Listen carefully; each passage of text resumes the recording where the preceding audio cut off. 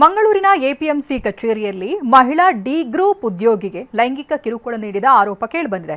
ಕೃಷಿ ಉತ್ಪನ್ನ ಮಾರುಕಟ್ಟೆ ಸಮಿತಿ ಕಾರ್ಯದರ್ಶಿ ಮೋಹನ್ ವಿರುದ್ಧ ಮಹಿಳಾ ಸಿಬ್ಬಂದಿ ಸಿಡಿದೆದ್ದಿದ್ದಾರೆ. ರಾಜ್ಯ ಹಿಂದುಳಿದ ವರ್ಗ ಆಯೋಗದ ಸದಸ್ಯೆ ಪ್ರತಿಭಾ ಕುಳಾಯಿ ನೇತೃತ್ವದ ಟೀಮ್ ಎಪಿಎಂಸಿ ಕಚೇರಿಗೆ ತೆರಳಿ ಕ್ಲಾಸ್ ತಗೊಂಡಿದ್ದಾರೆ. ಸೋಮವಾರ ಹಸಿರು ಸೀರೆ ಹಾಕೊಂಡು ಬಾ ಅಂತ ಸಂತ್ರಸ್ತೆಗೆ ಮೋಹನ್ ಹೇಳಿದ್ನಂತೆ.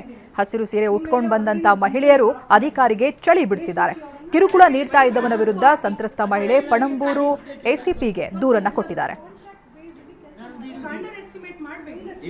ಮತ್ತೆ ನಿಮ್ಮ ಮಗಳು ನಗೆ ಇದೆಯಲ್ಲ, ದುಡಿಲಿಕ್ಕೆ ಅಲ್ಲಿ ಇಲ್ಲಿ ಮುಕ್ತಾ ನಾನು ಗವರ್ಮೆಂಟ್ ಅಲ್ಲ, ನಾನಲ್ಲಿ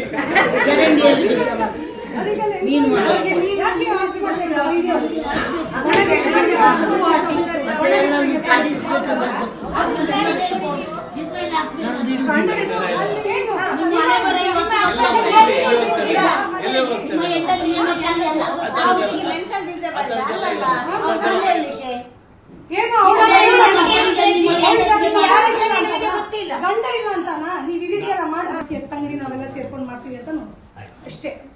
ಆಯ್ತಾ?